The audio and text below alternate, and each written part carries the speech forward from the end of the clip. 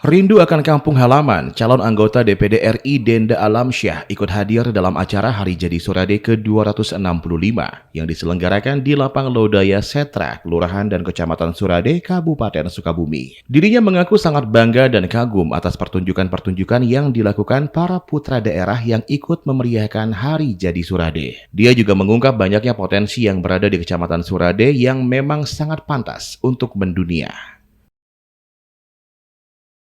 Jadi bagi saya ini acara yang keren dan saya sengaja memang datang pulang kampung khusus untuk ikut acara ini dari mulai awal sampai akhir.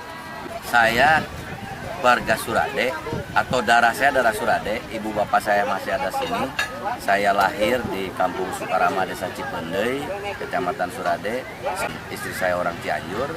Jadi saya tugas seringnya di Bandung, sejauh barat tugasnya karena saya ketua Kormi Provinsi Jawa Barat, Komite Olahraga Masyarakat Indonesia.